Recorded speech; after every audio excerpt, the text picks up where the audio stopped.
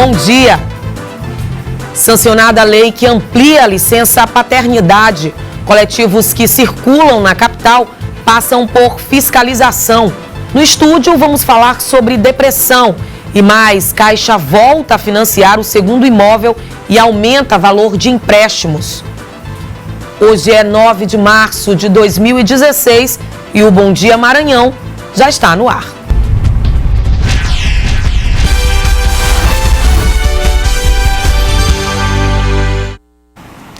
E uma fiscalização está verificando as condições de funcionamento dos ônibus que circulam na capital. Muitos veículos estão em péssimas condições e as empresas responsáveis serão notificadas. Quando a pergunta é sobre a qualidade do transporte público da capital, a resposta é a mesma. A qualidade dos ônibus é péssima, viu? Péssimo. Tem uns até que preferem utilizar outros meios de transporte. Eu prefiro andar na minha carroça, mas não quero andar nesses ônibus velhos. Pneus carecas, assentos quebrados, entre outros problemas. Não parece, mas esse ônibus estava em plena circulação. Em meio a essa problemática, a Associação dos Usuários de Coletivos fiscalizou diversos ônibus. Até o momento, cerca de 200 coletivos de 6 empresas foram inspecionados em São Luís. Até a trava para a cadeira de rodas não funciona mais. Aqui era para ter um banco, um assento para deficientes visuais, auditivos, para ficarem aqui. Mas também foi retirado. Situação bastante complicada para os usuários. Eles não têm preocupação com o usuário de transporte. A preocupação deles é financeira. E essa prática nós vamos acabar. Essa fiscalização ela vai continuar todos os dias pela manhã. Não vamos descansar enquanto não conseguirmos o objetivo dos nossos usuários, que é ter um transporte digno, de qualidade, com responsabilidade. A SMTT notificou as empresas com ônibus em precárias condições. Nós damos um prazo de 15 dias para o veículo retornar à nossa secretaria para que seja feita uma fiscalização adequada, para que o veículo possa voltar a retornar ao retorno para a sociedade. E o Departamento Estadual de Trânsito do Maranhão pediu suspensão da obrigatoriedade de realização do exame toxicológico por condutores de veículos de categorias C, D e E durante a renovação ou obtenção da Carteira Nacional de Habilitação. Os motivos apresentados pelo Detran Maranhão são a falta de estrutura das clínicas credenciadas no estado, o alto custo do valor do exame cobrado pelos laboratórios autorizados e a demora na liberação do resultado. E a gente segue com o Bom Dia Maranhão e com uma boa notícia agora para os pais. É que foi sancionada a lei que amplia a licença paternidade para 20 dias. Vamos ao vivo saber mais com o repórter Clécio Bertozzi, que tem outras informações. Ô Clécio, quais os critérios para essa licença paternidade, hein? Bom dia.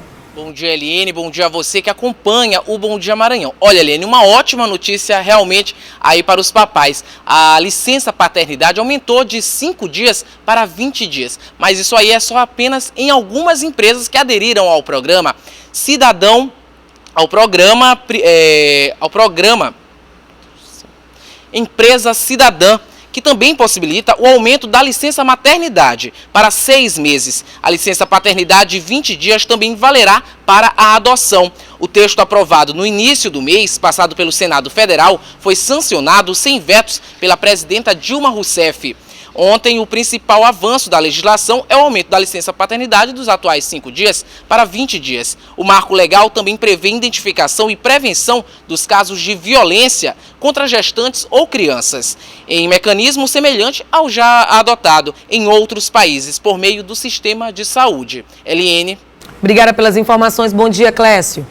E a gente vai para um rápido intervalo. Na volta, a gente fala de um assunto muito interessante, que é com relação à depressão. 7h37, não sai daí. O Bom Dia Maranhão volta já.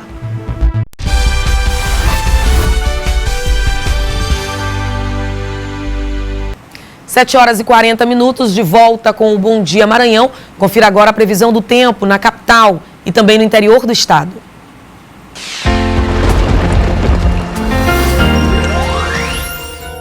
Chuva a qualquer hora do dia no sul do Maranhão. Nas demais áreas, o sol brilha forte e chove de forma isolada a partir da tarde. Em Bacabal, as temperaturas devem variar entre 23 e 33 graus. A previsão para Chapadinha é 24 a mínima e 34 a máxima. Em Santa Inês, a temperatura pode chegar aos 33 graus e em São Luís não deve passar dos 32.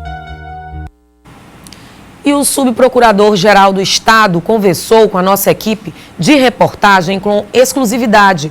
Ele criticou duramente o confronto entre manifestantes contra e a favor do ex-presidente Lula, que ocorreu no último sábado. Em entrevista à TV Difusora, o subprocurador-geral do Estado reafirmou todas as declarações feitas por ele nas redes sociais. No sábado, logo após o confronto de manifestantes a favor e contra o ex-presidente Luiz Inácio Lula da Silva, as primeiras mensagens foram postadas em sua página pessoal no Twitter.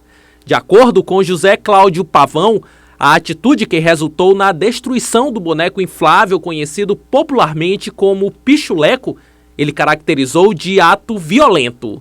O direito de manifestação, de reunião, é um direito constitucional e ele prevê que as pessoas se reúnam pacificamente. Quem vai se encontrar ou vai se confrontar com uma arma, na verdade, né, é confronto. Isso não é direito de reunião. Outro fato que chamou bastante a atenção do subprocurador do Estado, que ele considera inclusive como mais grave, foi a participação no tumulto generalizado do secretário municipal Marlon Butão, do secretário estadual Márcio Jardim e também do deputado Zé Inácio, que oficialmente representam o povo. No direito de manifestação, eles podem exercer o que quiserem. Agora é preciso compreender que a pessoa, quando é investida de autoridade, um secretário, um deputado, ele recebe um munus público, ele exerce uma função pública. Isto aqui é uma república. E na república a responsabilidade é algo que deve ser apurado sempre. Por fim, José Cláudio Pavão ressalta que as instituições indiretamente envolvidas no escândalo, no caso a Prefeitura de São Luís, o Governo do Maranhão e a Assembleia Legislativa, já deveriam ter se posicionado sobre o comportamento dos gestores e do parlamentar em questão. O nosso governador é um jurista de grande competência, não é? E tenho certeza que não concorda com esses atos. Eu tenho a expectativa de que ele se posicione. Quanto à Assembleia Legislativa, o que eu lastimo é que ela não tenha, sobre determinados aspectos, se pronunciado sequer. Eu não vi ninguém da tribuna se pronunciando, ao contrário. Ao contrário, eu vi alguns líderes, foi através do Twitter, se solidarizando como se quem agrediu fosse a vítima. Eu não consegui compreender essa inversão de valores. Olha, o governo e a Prefeitura de São Luís ainda não se posicionaram sobre o caso. E você sabe qual a diferença entre um quadro de tristeza profunda e uma depressão? A maioria dos que sofrem dela nem percebem que estão doentes. De cada 10 pessoas que procuram um médico, pelo menos uma preenche os requisitos para o diagnóstico de depressão. Para a gente entender melhor sobre essa doença silenciosa, eu converso agora com a médica psiquiatra Ludmila Palhano. Ludmila, bom dia. Bom dia. Seja muito bem-vinda ao Bom Dia Maranhão. E aí a gente começa falando da depressão, mas como essa tristeza que eu citei, chamando a entrevista, essa tristeza profunda, ela é caracterizada depressão? O que é a depressão, Ludmila? Eliane, primeiro, bom dia, muito obrigada pela presença. Eu acho um tema muito importante, né, para a saúde pública.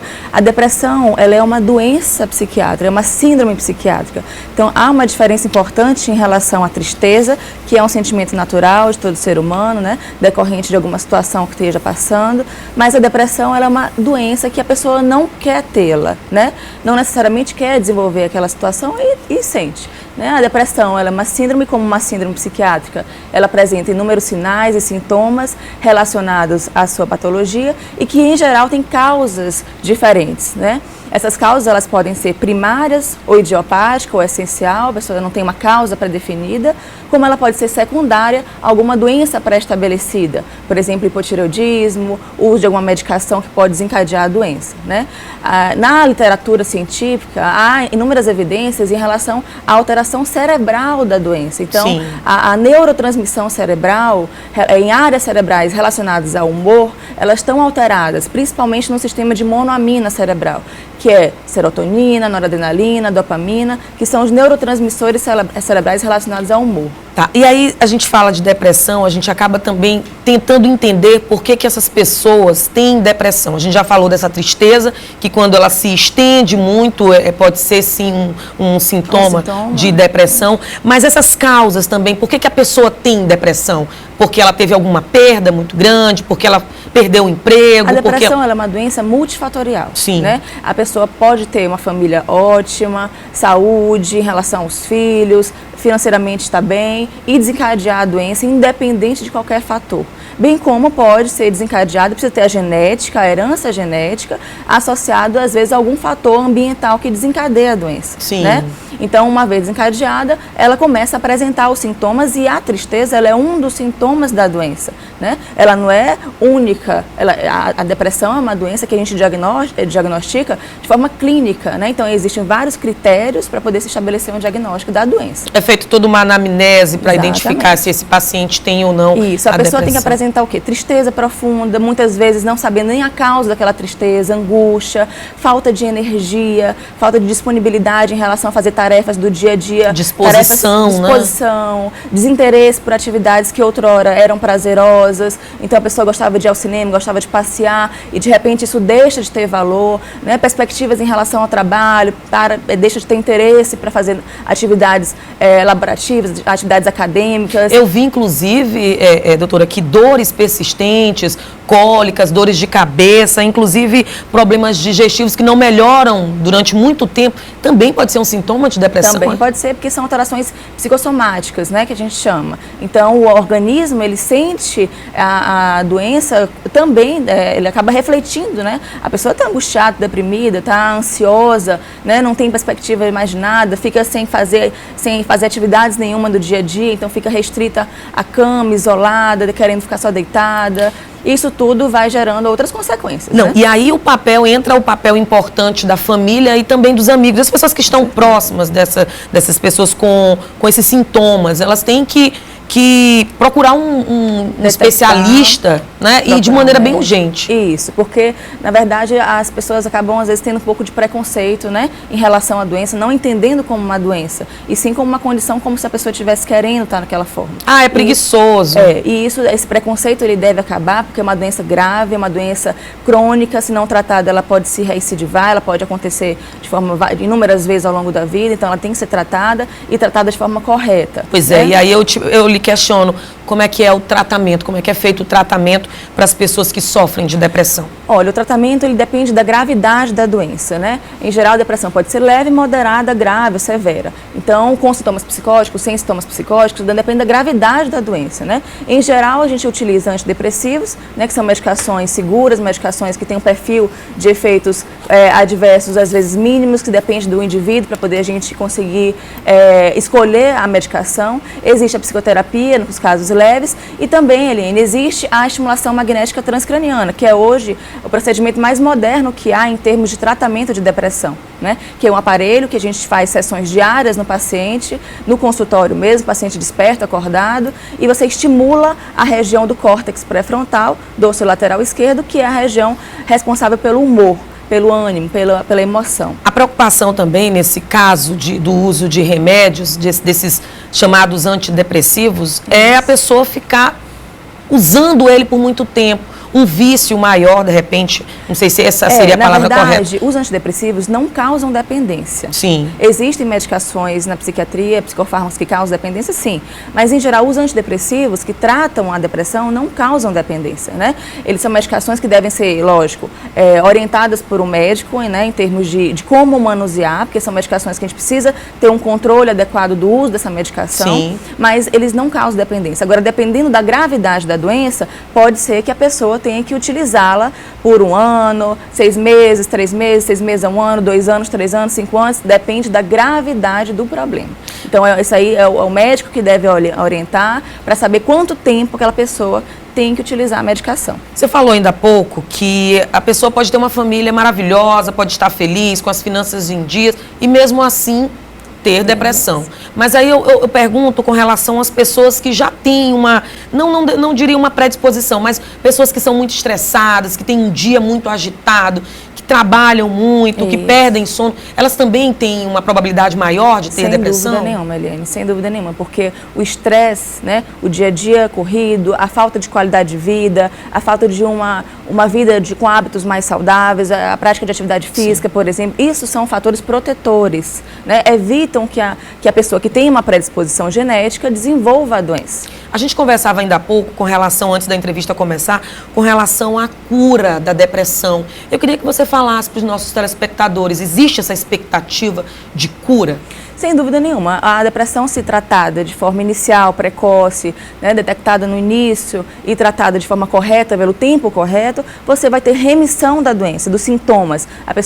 O médico tem que buscar isso, a remissão completa dos sintomas da doença. Uma vez feito isso, passa-se um tempo, a pessoa para de utilizar a medicação e interrompe e finaliza o tratamento, né?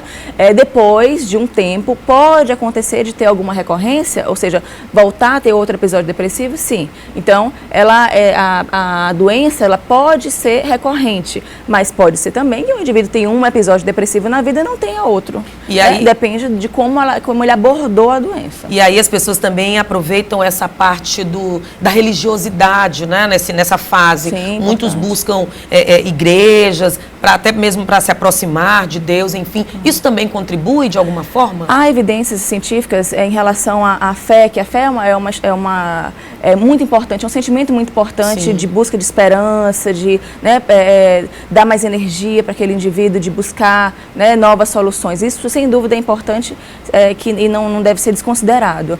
Mas é importante a gente saber que a depressão, dependendo da gravidade, ela é uma doença cerebral, é uma doença importante, grave, e que precisa ser tratada muitas vezes com a medicação mesmo, com acompanhamento médico, encarada de forma séria. Eu costumo falar para meus pacientes assim, que, por exemplo, a depressão por familiar, que às vezes acha que o paciente está mesmo, doutora, mas eu peço para ela se esforçar e sair da cama e ela não quer. E ela não quer. Mas aí eu digo, olha, você usa óculos, você tem algum problema de vista? Aí a pessoa diz, tem. Então você tire seu óculos e enxerga essa palavra aqui que eu estou botando aqui para você ler.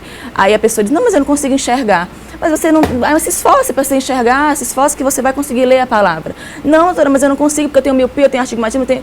A mesma coisa da depressão. Quem tem depressão tem uma doença séria, grave, e que muitas vezes, tentando se esforçar, não consegue fazer com que ele saia daquela situação, daquela tristeza profunda, porque está doente, não porque quer. Né? Então ela não deixa de reagir porque quer, ela deixa de reagir porque está doente. Perfeito esse exemplo. Eu conversei com a médica psiquiatra Ludmila Palhano, mais uma vez, muito obrigada pelas informações. Bom dia para você. Bom dia, Eliane. Obrigada. A gente vai para um rápido intervalo, daqui a pouco a gente fala da Caixa, que volta a financiar o segundo imóvel e aumenta o valor de empréstimos. 7h53, o Bom Dia Maranhão volta já.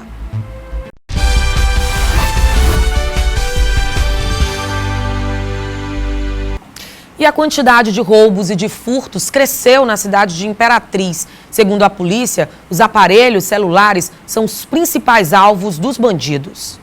Cada vez mais de olho nelas, nas bolsas. Os bandidos monitoram o movimento de mulheres que caminham ou trafegam em motocicletas carregando do lado a companheira inseparável. Tem muitos objetos que a gente tem que andar, né, com ela na bolsa, mas medo eu tenho muito de andar com ela. Este vídeo mostra o momento em que uma mulher que estava na garupa de uma moto foi atacada por um ladrão. Ela caiu da motocicleta e o bandido fugiu levando a bolsa. O roubo de bolsas de mulheres em Imperatriz está cada vez mais frequente. No primeiro mês do ano, foram 68 casos. Em fevereiro, foram 86 pessoas assaltadas nas ruas. Segundo a Polícia Militar, a maioria dos casos de roubo a pessoas acontecem em áreas abertas e bem movimentadas. O centro comercial, por exemplo, é um prato cheio para os bandidos aumentarem as chances de lucro com suas investidas. Essa mulher foi assaltada 3 vezes. Nas 2 primeiras, os ladrões levaram a bolsa. Na última, ela estava somente diretamente com o celular. Em frente à residência onde mora, na área central, o bandido usou a moto para imprensá-la contra a parede, anunciando o assalto.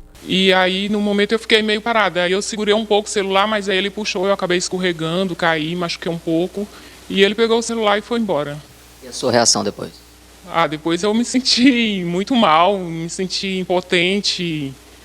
Não sei, uma sensação muito ruim, foi horrível, terrível. A polícia recomenda mais atenção para tentar evitar os assaltos.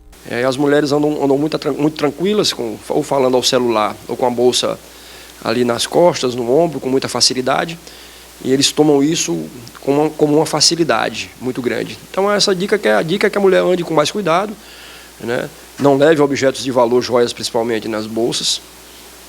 Que não ande com muito dinheiro, com quantias muito altas. E que tenham cuidado, bota a bolsa para frente, evitar local ermo, chegar muito tarde ou sair muito cedo. Mas tem gente que prefere contar com a fé. Orar a Deus quando sai de casa, só a proteção dele, né? E contar com a sorte, né? E a gente fala agora de economia. A Bovespa teve queda de 0,29% aos 49.102 pontos. O dólar também teve queda, está cotado a R$ 3,73. O peso argentino, queda, está cotado a 24 centavos. E o euro teve queda de 1,5%, cotado a R$ 4,12. E as pessoas que ainda estão pagando pela compra de um imóvel financiado pela Caixa Econômica Federal poderão fazer um segundo contrato. A medida integra ações para reaquecer o mercado imobiliário. Também foi elevada a cota de financiamento para os imóveis, que antes era de 50% e passou para 70% nos contratos pelo sistema de financiamento habitacional. A CEF anunciou ainda a reabertura do crédito para imóveis usados, em que os interessados poderão contratar até 80% do valor do imóvel. O Bom Dia Maranhão termina agora. Até amanhã.